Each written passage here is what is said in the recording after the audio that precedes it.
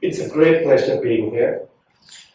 A big thank you to Professor Lama Badasuri and Professor Nisaraka for inviting me for this event. I see all my teachers here, the wonderful teachers who taught me even some dance, Professor Joe and Jennifer Pereira from the very first year.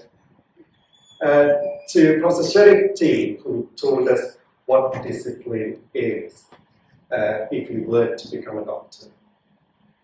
And many others who are here who have taught, worked with me over the last few years. So today I'm going to talk about data and digital technologies for learning health systems in low and middle income countries. And you'll see under my title, I'm an academic, I'm a public health physician, but I'm also becoming this year an entrepreneur. And this is very important as we all go forward. Because we need to innovate if we want to get this society and the economy going back again. And this is very much about getting those youngsters over there to think positively, that you can one day be an innovator. You can be a professor one day across the globe, known for your innovation. And that inspiration has to be there in every single medical student. First of all, where I come from is University of Birmingham. You can see how beautiful it is. It's a beautiful campus. It's in Birmingham. We call it the second city. I really don't understand why they call it the second city. It's much greener than Paris, less rats than London. It's the place to be. Okay? It's one of the top universities, Russell Group University.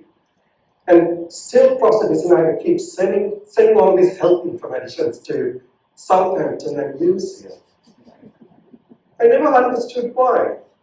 Because the Institute of Applied Health Research is well known and ranked fifth next to Cambridge, Oxford, Bristol, and Imperial.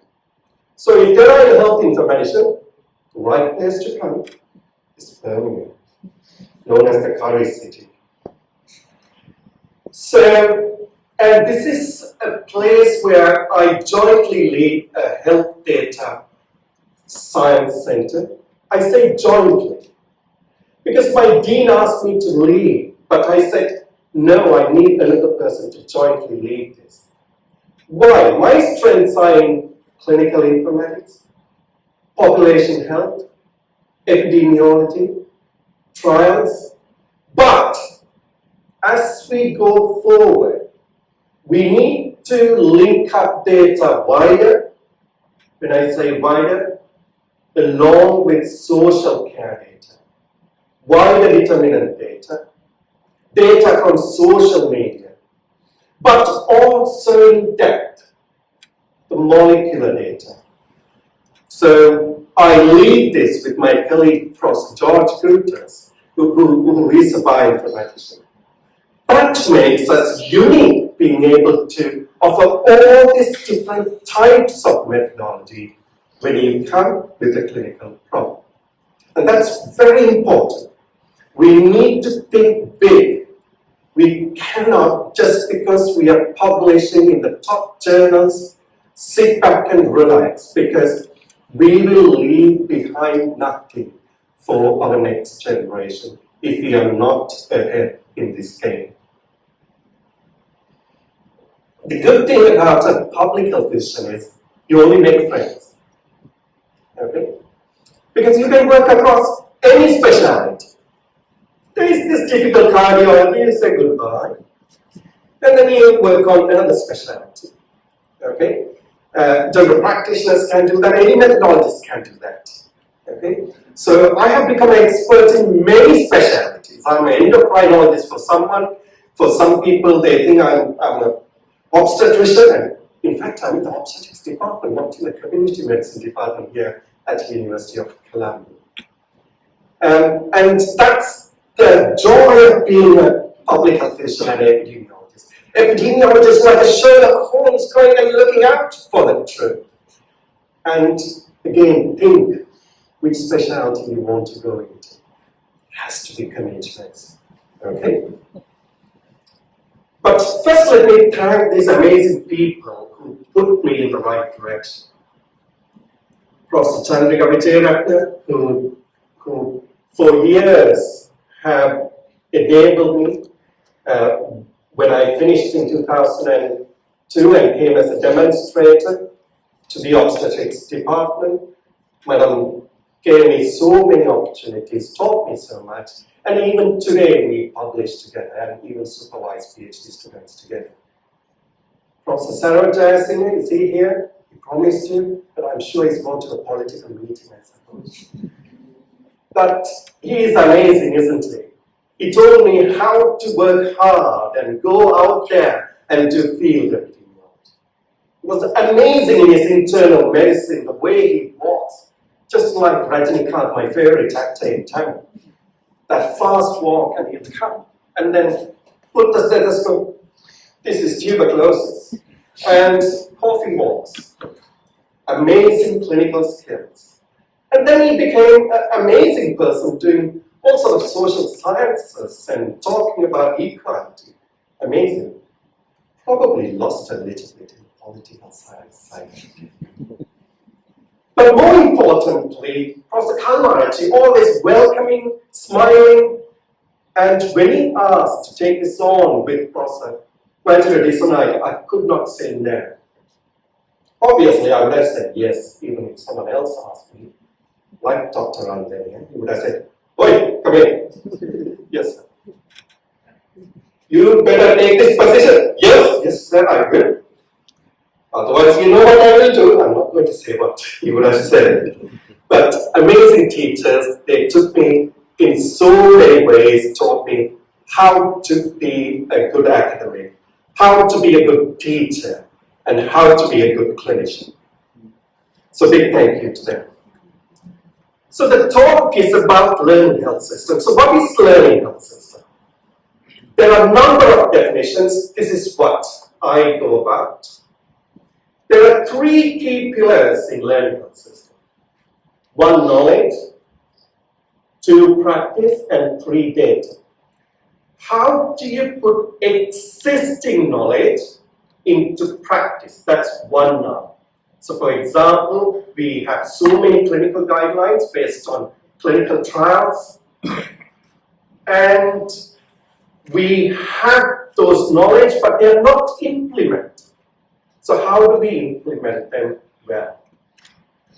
Then whatever happens in clinical practice are collected as data. We need to collect that data. So practice to data. Thirdly, using that data, we need to create knowledge, new knowledge that can be put back into practice. So knowledge to practice, practice to data, data to knowledge. How do we achieve that? Technologically, if you have good quality decision support system, you can put existing knowledge into practice. We'll come to that. If you plan ahead early and have great electronic health records, then you can capture what happens in practice into data. So good electronic health records are important. Thirdly, if you have the people, the technology and data, you can generate new knowledge from that data. And this is the technology we are known for. Dexter, automated epidemiological studies. But as you will see, this is only one part of it. Technology can only do very little. And in this huge wheel, there are many other aspects you need to take into consideration. Please go to this particular link and have a look. So if you click on each of them, you will see. For example, you need to understand the context. Especially in Sri Lanka, there might be 70 people you have to see. within an hour, how can you be having electronic health record entering information? Okay, so the context is important. If so, how do we tackle that in a way to make sure we can have electronic health record and still be able to use it? So we need to study that part before we push through technologies. We need to understand change management. People don't like to change. So we need to understand, and for that you need qualitative research. Not everything is numbers and technology. Okay? And then you also have to understand how to assess these technologies. There are so many of them, and how to use them. So there is a whole range of things you need to take into practice. But there's one thing you can see. All these challenges are the same, irrespective of if you put it in one place or internationally. And that's what we are going to do here in Sri Lanka. We are going to go small, do it in one place, learn as much as we can, ensure it works well, and use that information as researchers to pass it on to the policymakers. It's not for us to do it. We are academics. We do the research. So they are well informed when they actually put these systems in place. So I'm going to first talk through what we have done in UK, and then I will talk through what we hope to work together here in Sri Lanka. So in UK, I have access to so many databases. Primary care databases are the best because they are population-based databases, because every patient in UK are registered with a general practitioner. So research is very good, representative. But I do work with secondary care databases and maternity databases and anything you give me. Here's an example, a database that has 18 million patient records. I have another one with 40 million patient records. Billions and billions of data. All prescriptions are well recorded in primary care. And anything that happens in primary care, laboratory-wise, do come through. Diagnosis, many are pretty good. So you have this wealth of data, but it has its own problems. Because it wasn't collected for research purpose, it was collected for administrative and clinical purpose. There are a number of problems with it. And if I ask people to extract some data for what I call a matched cohort study or an effectiveness study comparing drug A versus drug B, and if I give it to 10 different people, they'll give you 10 different data sets. And they take months to give you this. Okay? So it's a costly business. And some people always say, oh, what's the data quality? How can you work with this data? And I think it's all about understanding the data. Yeah. So if you look at the left, which is fractional distillation, you would have learned in chemistry. Yeah. What you put in is crude oil, it's pretty dirty. But if you process it in the right way, it will give you different levels of purified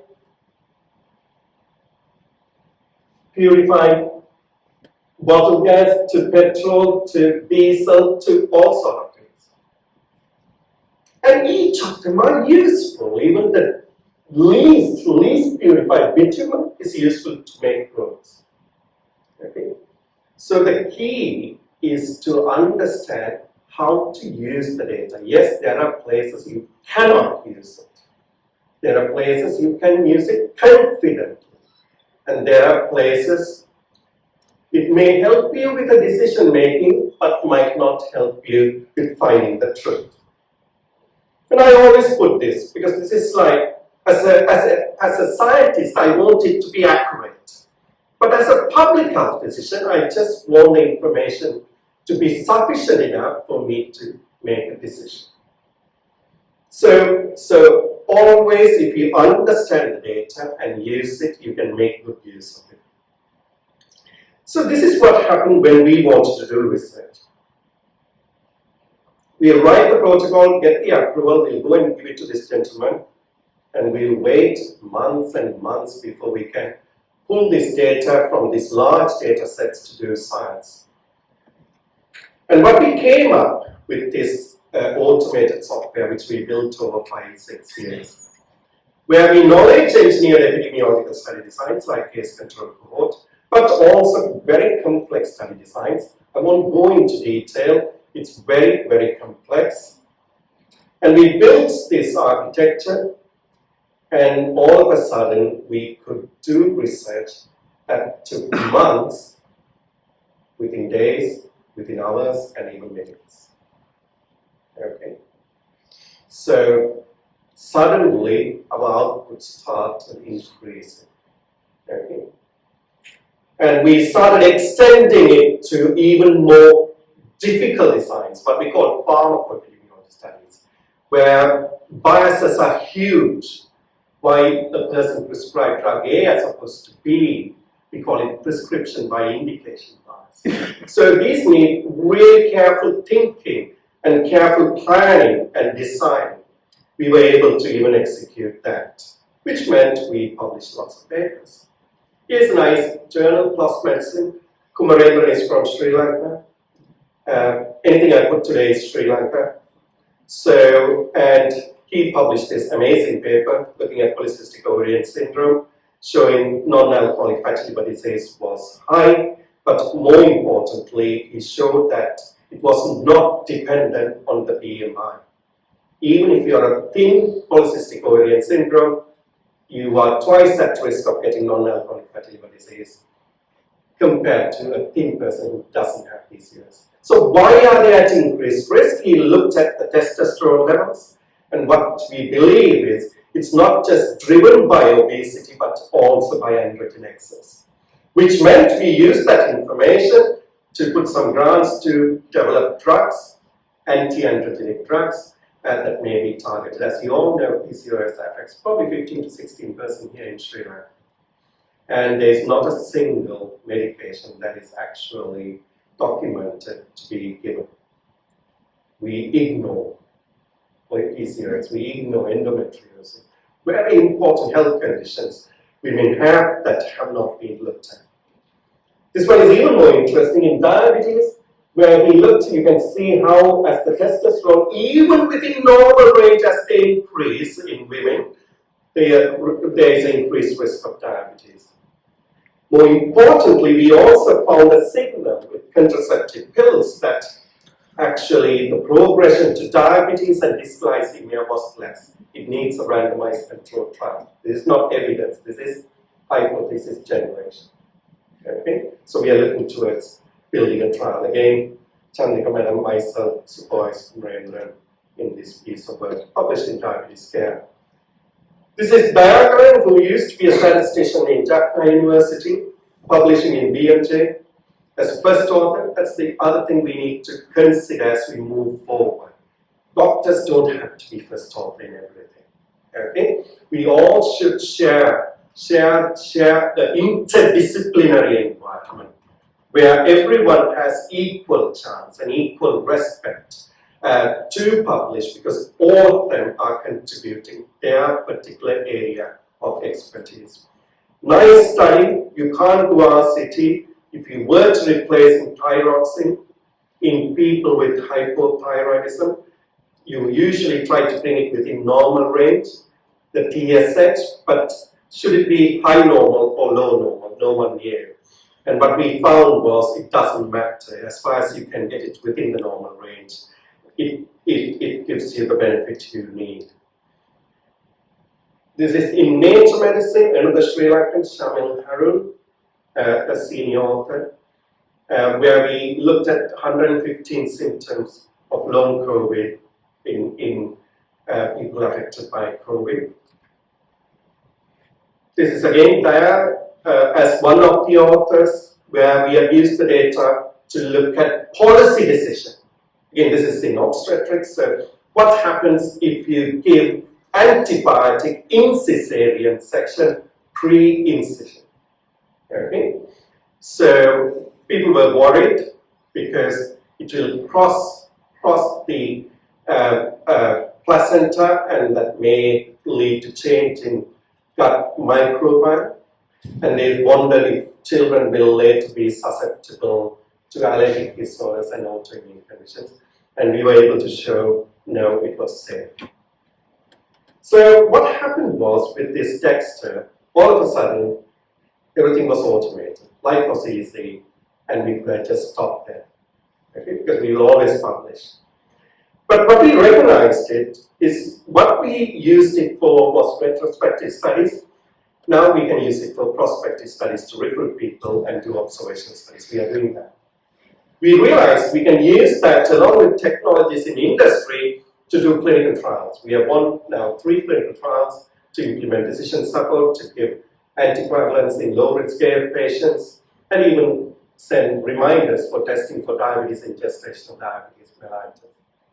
We realized yesterday, if you came to my talk about artificial intelligence in multimorbidity, we can use it for something called informatics consult. That's a long story. I can't take you through that today. But what I want to focus is, we realized we can take this software, put it into hospital for learning health system to improve quality. I'll talk about that. What I realized is, you don't have to be an academic to do research. If we give the frontline health professionals technology, some skills, they would be keen to equally ask those questions. At the moment, they don't have the time or the skills to do it. If the technologies can enable them, more people will get involved in research. What happened in our sense was, we were able to encourage and bring more people to do research. Every clinical group I formed, gastroenterologists have their own group now. And so do the endocrinologists, of course, I work with them. But then there is a whole range of people who have created their own group and enabled them so they can be self-sufficient and do research. So with that aim, what we are trying to do is, if we can put it in different organizations, it's a long way to explain this, but a person can ask a question in Dexter. It will go to these hospitals, it has to get its ethical approval, and if hospitals are willing to give data, then they will put it in what we call a trusted research environment, where you can only go and work with the data, you can't bring the data out, and it is safe, okay? And this is what UK is working towards, what we call secure data environments. I'll come to that. So here is an example in Shrewsbury Maternity Hospital. We have just implemented early days. So everything stays in the Shrewsbury Hospital, data does not come out. You put your question in the study builder, it gets the approval, and then the data will be extracted within the environment in Shrewsbury Hospital, and you go and do your research there. And I mentioned you this concept of secure data environment. This is a big thing in UK now. Now I chair the West Midlands data team for secure data environment, where we are building infrastructures, policies, ethical frameworks on how to bring data to a safe place, completely anonymized, and do research without causing any harm or breaking any confidentiality. There's a range of things you can do in terms of research. Again, there's no time to go into detail. So this is, for example, you may be able to use it for audits.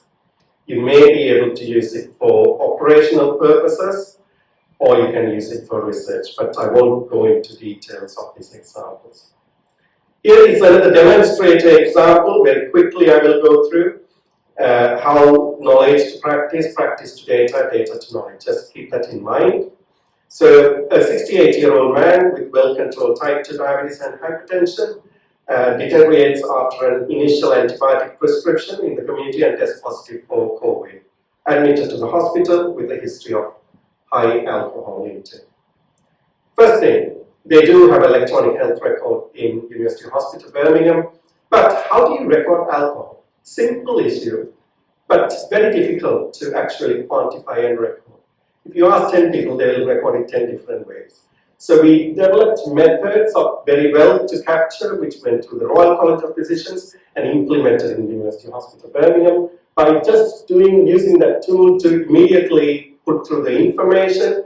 If there is excess alcohol, it will send a referral to the outreach team. If there are drugs that interact with alcohol, it will alert it, and it will automatically encourage you to start thinking of withdrawal regime prescription. Okay, simple thing, but huge benefit. Secondly, I told you, how do you put knowledge into practice? So, if this person becomes hypoxic, you've got to give dexamethasone. If they are found to have acute kidney injury, you need to stop their SGLT2 and metformin. And if his capillary blood glucose is high, there was a particular new regimen that was given for patients with COVID because their blood sugars were all over the place. And if it stays high, you have to do something more. And all this at that time was published in different guidelines. Imagine the poor junior doctor walking into that place and being able to find all this information and providing the right care. Not possible. And this is where decision support systems come into play. Knowledge to practice. And the good news is, to create that, you need good language and technologies. Language is like English language, but to actually execute that, you need Microsoft Word. Put it in action, right? Likewise, there are languages to create computable guidelines. So if you give a nice guideline, someone can use that language to then put it into a computer program, and then that will give patient-specific decision. So what we have been building is this one. Proforma language was developed by Professor John Fox, and we are developing the open source technology called OPS, and that's what initially in my title you would have seen as openclinical.net. So we are creating that, and we were hoping to try it out in some guidelines in UK and hopefully in Sri Lanka as well. So in these circumstances, wouldn't it be nice if you press computer executable guidelines, CEG, and it automatically comes and tells you when the oxygen saturation goes down, you need to give dexamethasone. When the acute kidney injury comes through, you need to stop the SGLT2 and metformin, and when the blood sugars are bad, this is what you need to prescribe. Okay, that is the decision support system. I'm giving you a demonstrator, it is not implemented. Thirdly, if you want to ask a question, that is knowledge, data to knowledge. This is your question. You are asking, are diabetes patients getting worse outcomes when they come with COVID as opposed to patients without diabetes who have COVID? We are using dexamethasone treatment as a proxy for severity of disease, and you have this data here. You can see there are 518 patients who have got diabetes and COVID, 1,400 patients who have got COVID but no diabetes. Their age are very different, 69. We do propensity score matching. I won't go what it is, but now you can see the ages are similar, so equivalently similar patients. We have done this for 20, 30 variables, so below this there is albumin, serum creatinine, etc. And it goes and does the analysis and tells you diabetes patients in the second wave were more likely, twice likely to get dexamethasone, but actually the mortality has been similar, which we observed to be high in the first wave. All this in 3 minutes. Okay, we used to take 3 months. Okay, so that's the example of data to knowledge. Okay, knowledge to practice, decision support, practice to data, good electronic health records, data to knowledge, automated epidemiology. So what does this mean to us here in Sri Lanka? So I'm going to give a couple of projects we are planning to do. This one about maternity care. How we can implement good electronic health records, and how we can then, on top of it, put computable guidelines for decision support, and Dexter for automated research. Okay? And we are going to do this really carefully, using every possible research techniques, because just going and putting electronic health record won't work. Okay. Everyone will disengage. It's just going to replace paper into computer. And that's the last thing doctors want to see. Okay? Because if they're not getting anything back, they don't see a difference unless it's making things faster. So why we need to do this carefully. So the person leading is no other than the head of the department. I don't know if he's here. He is there. Hi. Dr. Chandan Jayasundra, and he's supported by Fasla, who is in her final year training at the University of Birmingham for community medicine.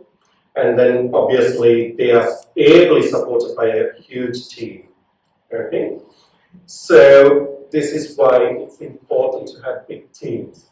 So you can see here Dr. Chandana is probably got the wrong impression we are going out for dinner tonight. That was last Friday. Yeah, but he's nicely dressed there. And then he's got two very good colleagues in Dr. Prabodhana is here, I think, and so is Rishad, who is there.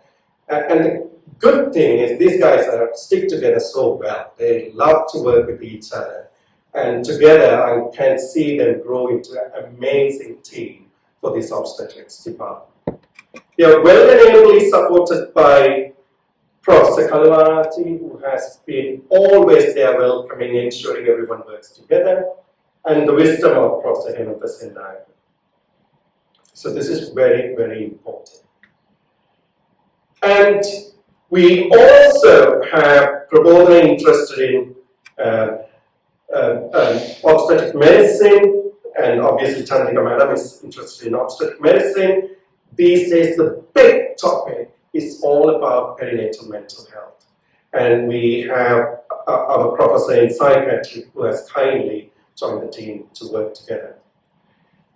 Naturally, you have to have a community medicine physician, and we are fortunate to have Dr. Shrenika, who has been our batchmate, and also very important to have the ministry working with us, so Kaushalya Madam, and even Dr. Palitha, the DGHS, and many others are supporting. But more importantly, we have the health informaticians here. Budvika from the ministry and Roshan here in our own institute, who are all coming together to help. But don't forget the key people are also early career researchers. So Nuva has just joined the team. And of course, you've got Manjula here. Finally, if I convince him to come to Birmingham for his final year training as a health informatician, as opposed to those other places. Yeah, you shouldn't be going. Right, so we really need a wonderful big teams when we need to do this. It has to be interdisciplinary. We have to work together. We will have, obviously, disagreements. It is good to have disagreements. But we should work together to make this happen, and all of them are fully committed. And we will try our best to work together to make this happen. And the overall aim is to create a data-driven learning health system framework for maternity hospitals in Sri Lanka. And to do so, we need to think how to bring in electronic health records, how to bring in computer executable guidelines, automated platforms for data-driven research and build capacity. And Fasla and colleagues, Lakshrini, again, a public health registrar who is there with us for her final year training. Iresha, who is actually in her final year training for management, if I'm right, administration and management in MD. Very important because she has been managing a maternity hospital. She knows what will go wrong, how much resistance may be there, what are the key things we need to solve before we even think of implementing. They have been doing a literature review to see if people have done it before and where. And here's a good example in Palestine. A digital health registry with clinical decision support published in the very, very high impact Lancet Digital Health. where they were trying to put a timely and appropriate screening and management for important antenatal conditions. They used the e-registry plus decision support system, and they were looking at clinical outcomes and process outcomes, how compliant people are with guidelines, and they found, and look, in 133 clinics, it's not few clinics, okay, 133 clinics in West Bank of Palestine. And they found adherence was very good, but the clinical outcome itself hasn't improved, but that doesn't deter you from using it, because you know these improvements take time to come. Okay? In Sri Lanka, obviously, we are very proud of our record when it comes to maternal health. But like Prof. Senaka yesterday say, our maternal mortality rates have been stagnant for the last decade, and postpartum hemorrhage and heart disease in pregnancy are major issues. So we have a lot of work to do. And how we are going about doing it, we are taking really small steps. We are looking at all what is recorded at the moment in every document.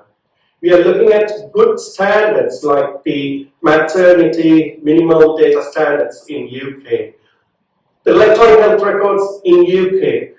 Trust me, there is no worse electronic health record for maternity like the one we have in UK. It's not fit for research or any purpose. It takes a long time. And if you innovate this, who knows? This will be something globally everyone wants it. Okay? It was developed for a totally different purpose, not fit for purpose. 150 tables. We have modeled it into Dexter, but oh my God, it's not good. Okay? So we are going the correct way. Why we are doing this is because we are then looking at clinical guidelines.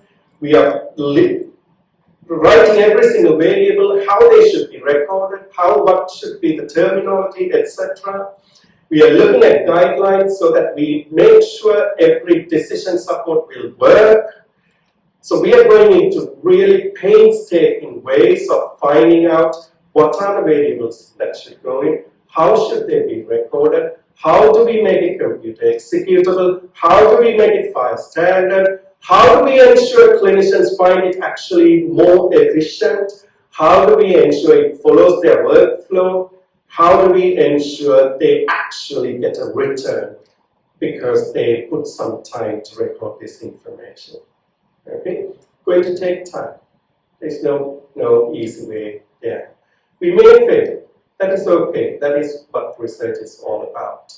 But there is a lot of enthusiasm. We have great leadership in Dr. Chandana and colleagues, and we believe we will get there.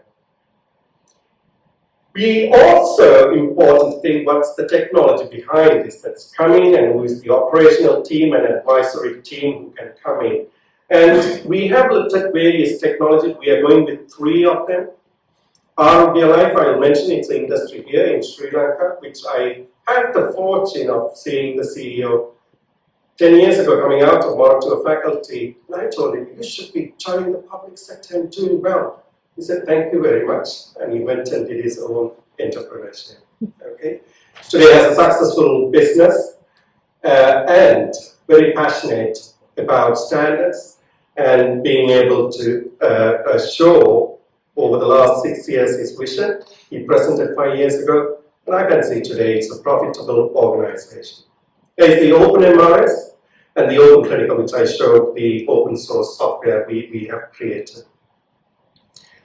Just a word about Arogya, because one thing I want to say, always as doctors, we were told don't work with industry, because we were always afraid of pharma. But times are changing. We have to be selective, ethical, transparent in what we do, but we have to work with industry, especially in technology. Otherwise, you are setting yourself to fail. Okay? So you can see their growth. They do it in Hemas Hospital, but they only do administrative systems at the moment. Now only we are working together to see if they can move forward. So we are planning to put a large grant on the back of our work over the next year. This is a typical academic grant with Fasla, Chandana and all will be contributing to writing. And we may get it, we may not get it, but we will try. We have already put a grant, equivalent work, type of work in primary care with University of Jaffna, University of Colombo, University of California, Southern Commonwealth University. It got to the second stage. We will know in January. Sadly, there was one terrible reviewer who thought we are doing too much medical things and we need to look at the social aspect. But we are still hopeful, we'll see. Maybe we have a 30% chance of winning it. I don't want to go into detail, but you can see again amazing leadership across the universities and who have come together to put this grant. And I wish we get this because it's a lot of money. I think 2.5 million will come to Sri Lanka. This is the work package. I won't go into detail, but you can see not only we will be developing decision support, but also patient-facing interface if all goes well. So these are the technologies we will be using for this particular grant. Other grants submitted or awarded for Sri Lanka, we have just put a first stage grant, Mumpredict Global with Columbia University and Jaffna University and Ministry of Health. This is about how we handle multiple long-term conditions in pregnancy. I hold a grant, a national grant. I lead a national consortium in UK, which is called Mumpredict. We are trying to translate that here as a Mumpredict Global with Sri Lanka and South Africa. It's only stage 1. But thankfully, we have got one grant in hand, which is about looking at violence against women and children. This is a large grant, around 2.3 million, out of which for 5 countries, Sri Lanka gets, I think, around 350 to 400,000 pounds.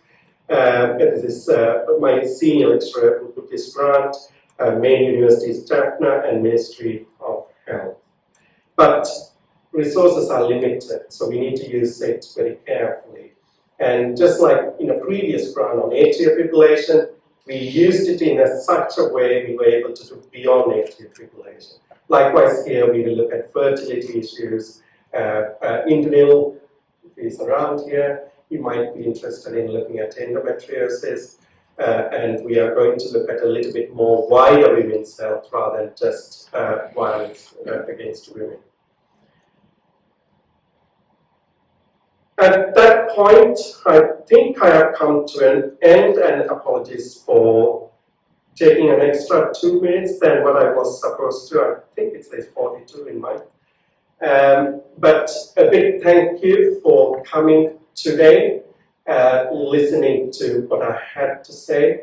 A big thank you to my family who has put on with me, still with me.